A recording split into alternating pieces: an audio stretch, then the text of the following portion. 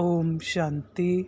आज 11 दिसंबर 2021 है और आज के बाबा के साकार मधुर महावाक्य हैं। आज की मुरली में बाबा कह रहे हैं कि बच्चों को टॉपिक नोट करने चाहिए जो बाबा समझाते हैं और उन पर विचार सागर मंथन करना चाहिए जो आगे समझाने में किसी को ज्ञान देने में काम आते हैं। तो आज बाबा टॉपिक पर समझा रहे हैं यात्रा। बाबा कहते जन्म जन्मांतर भक्ति मार्ग में जिस्मानी यात्रा करते आए लेकिन किसी भी प्रकार का कल्याण नहीं हुआ। बाबा कहते कल्याण होता है रूहानी यात्रा से जो बाबा अब तुम बच्चों को सिखाते हैं, जिससे 21 जन्मों के लिए निरोगी बनते हैं। साथ साथ बाबा ने कहा याद की यात्रा जिससे ही सतो प्रधान बनेंगे, बल आएगा, विक्रम विनाश होंगे, जो पापों का बोझा है वो उतरेगा और फिर नई दुनिया में चले जाएंगे। नई दुनिया के लिए बाबा ने कहा कि वहाँ पर योग बल से प्राप्ति होती है और संतान भी उसी रूप से होती है। बाबा ने उदाहरण भी दिया, आज की दुनिया में भी कुछ ऐसे उदाहरण हैं। तो बाबा ने कहा वहाँ पवित्र पावन देवताएं हैं, बलशाली योग बल है, तो वहाँ पर कैसे नहीं हो सकता, पॉसिबल पूरा है। देखते हैं आज की मुरली से रतन। टॉप लेफ्ट में बाबा कहते तुम वंडरफुल रूहानी यात्री हो, इस यात्रा से 21 जन्मों के लिए निरोगी बनना है। फिर बाबा ने कहा दिव्य दृष्टि की चाबी जो बाबा पास है वो बाबा भक्ति मार्ग में प्रयोग करते हैं भक्तों को साक्षात्कार कराने के लिए। बाबा कहते तुम बच्चों को तो विश्व की बादशाही देता हूँ, खुद परमधाम में चले जाते हैं बाबा और हमें विश्व की बादशाही देते हैं।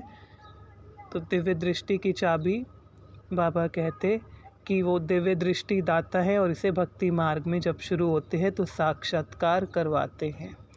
आगे कहा बाबा कहते मैं हूँ विचित्र अशरीरी, आता हूँ प्रकृति को वश करके आता हूँ, जो संपूर्ण प्रकृति है और उसमें भी जो ब्रह्मा बाबा का तन है वो भी प्रकृति का बना हुआ है, उसको आधार लेता हूँ, उसे संपूर्ण वश में करके आकर के फिर वाणी चलाते हैं, ज्ञान देते हैं, तो प्रकृति का आधार लेते हैं। तो बाबा ने कहा बाबा नॉलेजफुल हैं, उन्हें अपना शरीर नहीं है। बच्चे जानते हैं आत्माएं शांति धाम में रहती हैं, वहाँ अशरीरी हैं, वहाँ बात नहीं कर सकती क्योंकि बात तभी करते हैं जब शरीर लेते हैं, और आत्माएं वहाँ पवित्र हैं, बिना पवित्र बने आत्माएं वहाँ वापस नहीं जाती हैं। रूहानी यात्रा स्पिरिचुअल फादर ही सिखलाते हैं। दैटिज़म, इस्लामिज़म, बुद्धिज़्म, क्रिश्चियनिज़म ये धर्म हैं जो आते हैं। बाकी बाबा ने कहा मुख्य 4 युग है, जो ब्राह्मणों का संगम युग है वो गुप्त है, जो 4 युग से अलग ब्राह्मणों का छोटा सा संगम युग है, कल्याणकारी युग है, वो गुप्त है। गीत चला था आज मरना तेरी गली में जीना तेरी गली में। बाबा ने फिर उदाहरण दिया आत्मा का सोने से। सोना जैसे 24 कैरेट 22 18 9 कैरेट जाता है, ऐसे ही बाबा ने कहा आत्मा भी इन स्टेजेस की होती है, सतो प्रधान, सतो, रजो और तमो। बाबा कहते तुम्हें जैसे अडॉप्ट कर लेते हैं जीते जी, तो पुरानी दुनिया से जैसे मर जाते हैं, विकर्मा जीत बनना है, हम सतो प्रधान पावन थे। बाबा कहते तुम बच्चों को ये याद रहना चाहिए। फिर बाबा ने कहा जो झाड़ का ज्ञान है, जो बल है, वो बीज में होता है।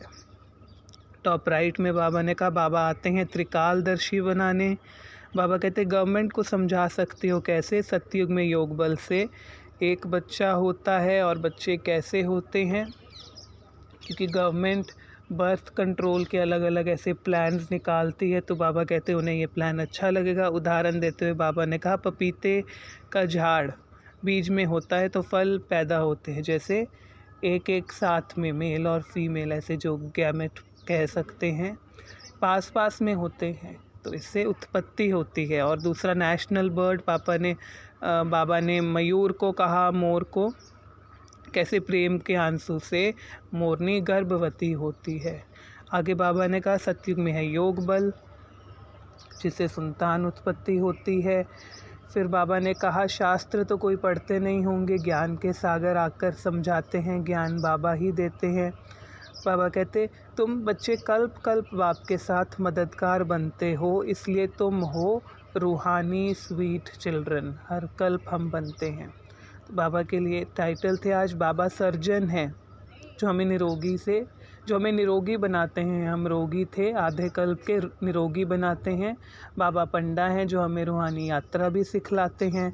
बाबा दिव्य दृष्टि दाता भी हैं, भक्ति मार्ग में दिव्य दृष्टि से, चाबी से भक्तों को साक्षात्कार कराते हैं। बाबा कहते सेंसिबल बनना है, दूसरों को बनाना है, चाल चलन रॉयल हो और मीठी रखनी है।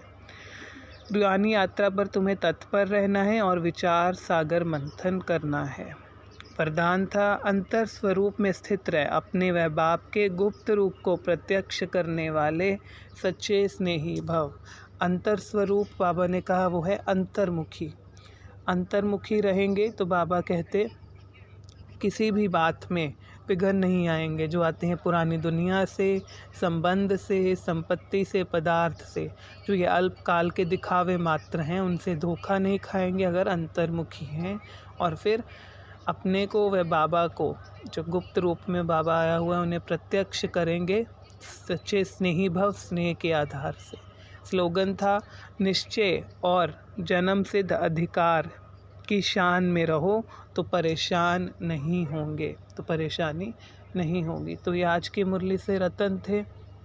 और भी बाबा ने कहा कि शिव जयंती होती है, रावण जयंती कब होती है पता नहीं। जब बाबा साकार में थे तो सेवा की अलग अलग युक्तियाँ बताते थे।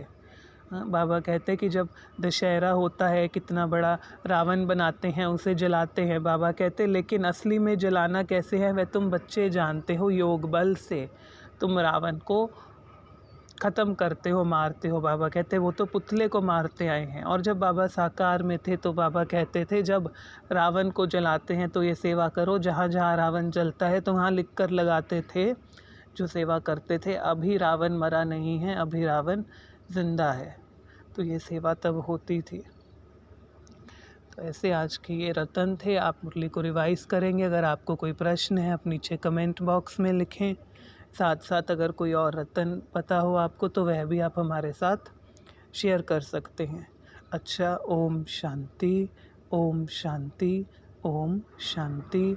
शुक्रिया बाबा, शुक्रिया।